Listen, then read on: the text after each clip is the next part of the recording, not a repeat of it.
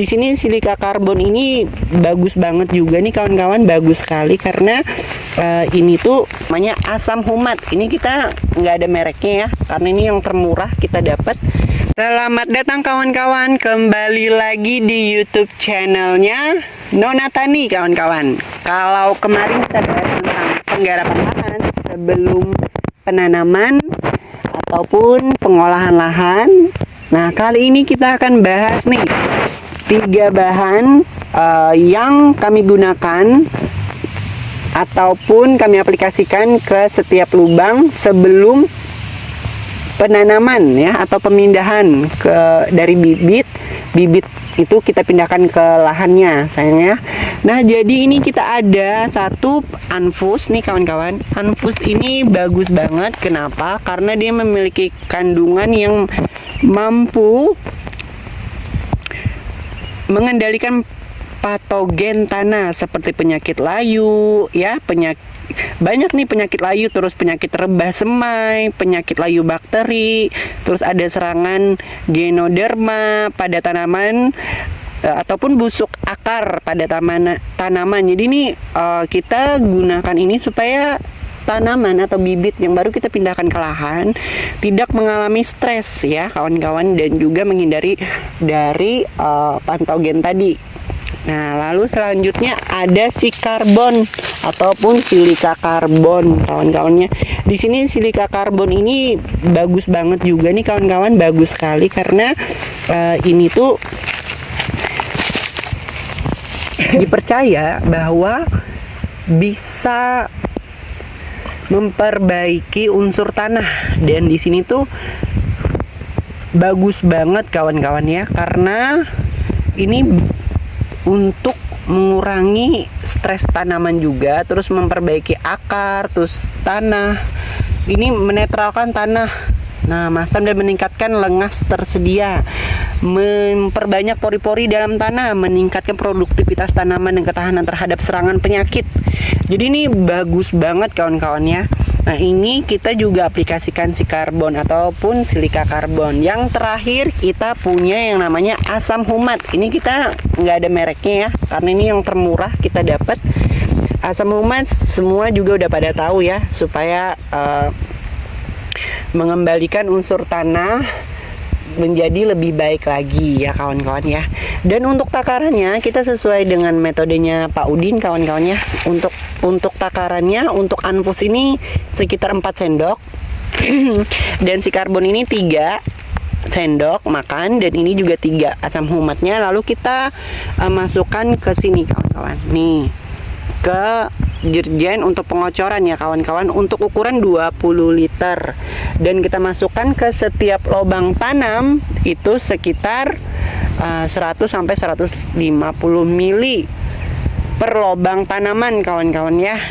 Jadi ini bagus banget sih untuk tanaman, dan kami berharap apa yang pernah kami lihat di channelnya YouTube yang lain-lain berhasil dengan menggunakan tiga bahan ini. Semoga juga di lahan kami juga menjadi baik juga ya kawan-kawan ya. Nah kawan-kawan, jadi silika karbo, asam humat, dan juga anfus itu kami masukkan ke setiap lubang tanaman.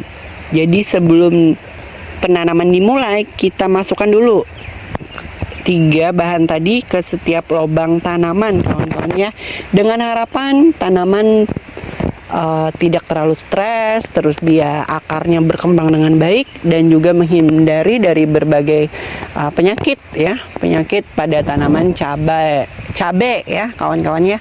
Dan ini kawan-kawan kita mau tanam sekitar 2000 batang tanaman cabai, dan semoga harapannya tanaman ini benar-benar maksimal ya tumbuh kembangnya. Dan 3 bahan tadi tuh kita dapatkan di e-commerce ya kawan-kawan ya, sesuai yang kita lihat di YouTube channel lain gitu. Ada silika karbon, terus ada asam humat, terus ada anfus. Jadi kita masukkan kawan-kawan ke setiap lubang tanamnya kawan-kawan ya. Demikian kawan-kawan, terima kasih.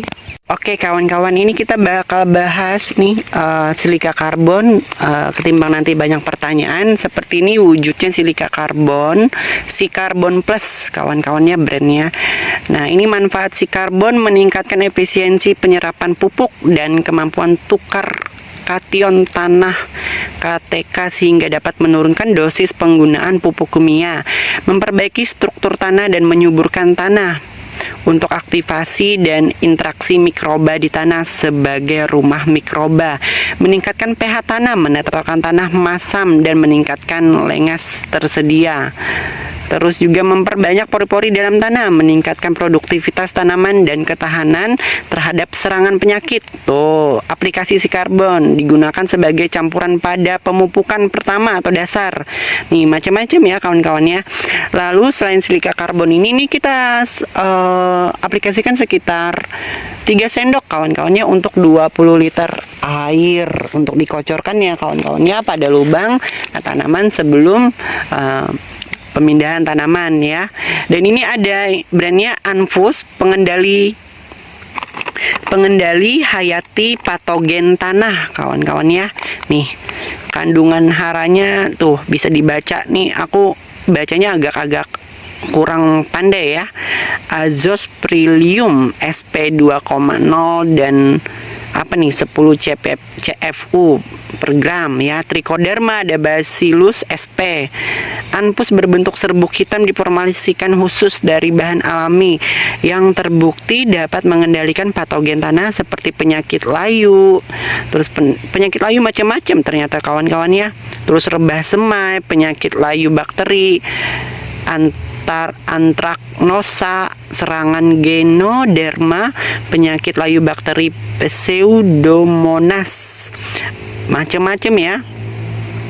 Nih kawan-kawan, kita beli yang 500 mg, harganya di bawah 60 ribuan. Saya lupa tepatnya berapa ya. Lalu kita terakhir ada asam humat nih kawan-kawan. Pasti tahu lah ya, asam humat ini bagus banget untuk perakaran dan supaya nggak juga tanaman yang baru dipindahkan tidak stres pada saat pemindahan tanam ke lahan ya kawan-kawan ya. Jadi itu dulu kawan-kawan. Selanjutnya kita bakal lihat aktivitas kami di Nonatani, yaitu penanaman bibit pemindah ke lahan ya. Buat teman-teman yang mau mendapatkan video terbaru kami, bisa langsung di subscribe dan like, share juga ya kawan-kawannya.